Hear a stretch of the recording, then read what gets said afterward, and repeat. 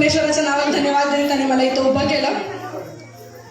मी थोडक्यातच बोलेल, 15 मिनिटच बोलेल, परंतु खूप विशेष हा संदेश मला परमेश्वराने सांगितलं की माझ्या लोकांपर्यंत पोहोचला पाहिजे. की येणारं वर्ष हे परमेश्वराने आपल्याबद्दल काय योजलंय, काय लिहिलंय आणि तो वर्ष परमेश्वर कसा आपल्या समोर आणणार आहे हे परमेश्वराने प्रॉफेटिक वर्ड मला सांगण्यासाठी इथे उपस्थित केलेलं आहे. त्यासाठी एक छोटंसं एक वचन पाहूया. यिर्मया याचा 29वा अध्याय 11वा आणि 12वा वचन आपण पाहूया. मी पुन्हा सांगते. यिर्मया याचा 29वा अध्याय 11वा आणि 12वा वचन आपण पाहूया. परमेश्वर म्हणतो, तुम्हाविषयी माझ्या मनात जे संकल्प आहेत ते मी जाणतो. ते संकल्प हिताचे आहेत, अनिष्टाचे नाहीत. ते तुम्हास तुमच्या भावी सुस्थितीची आशा देणारे आहेत. तेव्हा तुम्ही माझा धावा कराल, तुम्ही जाऊन माझी प्रार्थना कराल व मी तुमचे ऐकेन. आमेन. परमेश्वर म्हणतो आपल्या विषयी जे त्याच्या योजना आहेत येणाऱ्या वर्षासाठी, ते आपल्यासाठी केवळ चांगल्या आणि उत्तम आहेत. आमेन. टाळ्या वाजवूया. छोटीशी एक स्टोरी आहे, जी स्टोरी सांगता सांगता मागील वर्षी जे घडलं आणि पुढं जे येणार आपण हे समजून घेऊयात. तर अभ्यास करताना एक खूप छान कथा माझ्यासमोर आली, ज्यात एक गावाकडची कथा आहे. त्या गावामध्ये पाणी नसतं, दुष्काळी भाग असतो त्या गावामध्ये, तिकडे पाणीच नसतो. आणि तिथे एक शेतकरी असतो ज्याला दुसऱ्या गावातनं पाणी आणून स्वतःकडे वापरायला लागत असतो. आणि तसं तो रोज करत असतो. सकाळी उठायचं, पाठीवरती एक काठी घ्यायची, एकीकडे एक बादली, दुसरीकडे दुसरी बादली लावायची आणि पाणी घ्यायला दुसऱ्या गावात जायचं. तसं तो रोज करत असतो. आता ज्या 2 बादल्या तो नेतो त्याच्यामधली एक बादली खूप चांगली असते, पण एका बादलीला खालून छिद्र असतात. तो रोज जात असतो आणि रोज पाणी घेऊन येत असतो, पण जी दुसरी बादली ज्याला छिद्र आहे त्यात तो आणताना अर्धच पाणी गावात येत असतं. तर जी छिद्र पडलेली बादली आहे ती चांगल्या बादलीला म्हणते, माझा उपयोग तरी काय, हा रोज मला नेतो, पण मी इतकं मला छिद्र पडलेले आहेत की माझ्याबरोबर रोज ते पाणी खाली गळतं आणि येताना अर्धच पाणी गावामध्ये येतं. तरी हा माणूस मला रोज नेतो आणि रोज आणतो. ह्याच्या मागचं मला उद्देशच कळत नाही. आणि तसं होत जातं. 1 महिना जातं, 2 महिना जातं, रोज तो शेतकरी जातो, पाणी आणतोच आपल्या गावात आणतो. एके दिवशी काय होतं, दुष्काळ संपतो, गावात पाणी यायला लागतं. आणि मग ती छिद्र झालेली बादली पुन्हा विचारात पडती की माझा उपयोग तरी काय झाला ह्या 2 महिन्यात. मी काहीच नाहीये, माझा काहीच उपयोग नाहीये, मी एक निकामी बादली आहे. परंतु तो शेतकरी जो आहे त्या 2 बादल्यांना घेऊन पुन्हा तोच प्रवास करायला लागतो जो दुष्काळी भागात त्यांनी केलेला असतो. आणि जेव्हा तो त्या रस्त्याने जायला लागतो तेव्हा त्या रस्त्यावर जिथे काहीच नसतं तिथं फुलं झाडे आलेली असतात. मग तो पुन्हा येताना त्या छिद्र झालेल्या बादलीला सांगतो, तुझ्यामधनं जे छिद्र झाले होते त्याच्यामधनं रोज थोडं थोडं थोडं पाणी ह्या जमिनीवर पडत होतं. आणि ते पाणी पडून पडून आज या जमिनीवरती नवीन जीवन उगवलेलं आहे.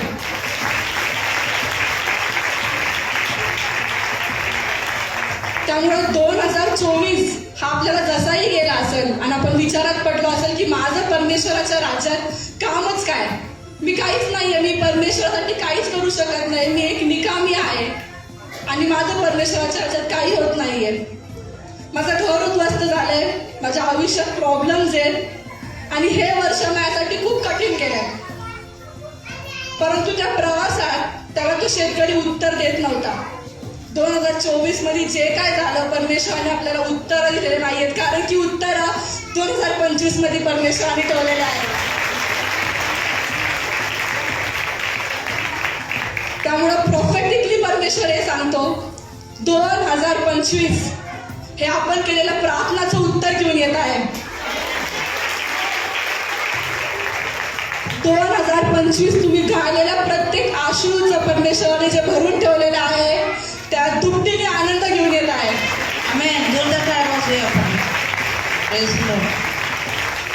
2025 मध्ये जे काही कामं आपली थांबलेले आहेत अपयश आलेलं आहे त्या अपयशाचं यश परमेश्वर करणार आहे. Praise the Lord. Hallelujah. आपला परमेश्वर रात्रीत गोष्टी बदलणारा परमेश्वर आहे. एका दिवसात, एका रात्रीत, एका क्षणात गोष्टी बदलणारा परमेश्वर आहे. Amen. म्हणून जेव्हा पाऊल आणि सिलास हे जेव्हा जेलमध्ये होते तेव्हा परमेश्वराने एका क्षणामध्ये त्या जेलाकडे भूकंप आणला आणि त्याच्या जे वॉल्स आहेत, जे दिवार आहेत ते हलवल्या. तसंच परमेश्वर आपलं आयुष्य हलवणार आहे. Amen. आणि तुम्हाला कळणारही नाही तितक्या जवळ तुमचं मिराकल परमेश्वराने ठेवलेलं आहे. Amen. Praise the Lord. म्हणून 2024 कडे जेव्हा मागे वळून पाहाल तेव्हा केवळ परमेश्वराच्या नावाला धन्यवाद द्या. रोज धन्यवाद द्या. माझ्यासोबत म्हणा, धन्यवाद परमेश्वर, धन्यवाद प्रभू. हे वर्ष तुम्हाला घडवलं. हे वर्ष तुम्हाला घडवलं. येणारं वर्ष येणारं वर्ष तुम्हाला उत्तर देणार आहेस. तुम्हाला उत्तर देणार आहेस. आमेन. Amen. त्यामुळे जे गेलेलं वर्ष आहे त्याच्याकडे एक आनंदाने पहा, उत्साहाने पहा की ते गेलेलं वर्ष आपल्याला काय शिकून गेलेलं आहे.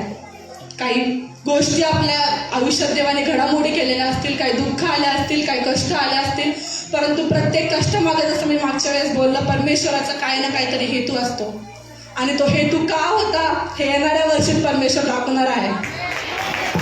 Amen. Amen. म्हणून ज्या जागेवर तुम्ही रडले आहात त्याच जागेवर परमेश्वर तुम्हाला आनंद देणार आहे. Amen. त्याच लोकांसमोर. Praise the Lord. Hallelujah. त्यामुळे हेच प्रोफेटिकली मला सांगायचं होतं. इंग्लिशमध्ये बोलतात 2024 will be a year that we say God did. मराठीमध्ये 2025 हा असा वर्ष असेल जेव्हा आपण म्हणू परमेश्वराने कार्य पूर्ण केलं. Amen. Amen. Hallelujah. मग मला देखील तुमच्या प्रार्थनेमध्ये आठवण ठेवा. मी देखील सेवेला आता उभी राहिलेली आहे. माझं वय लहान आहे, शिकण्यासाठी मला अजून भरपूर आहे, परंतु परमेश्वराने माझं आयुष्य खूप सुंदर प्रकारे बदललेलं आहे.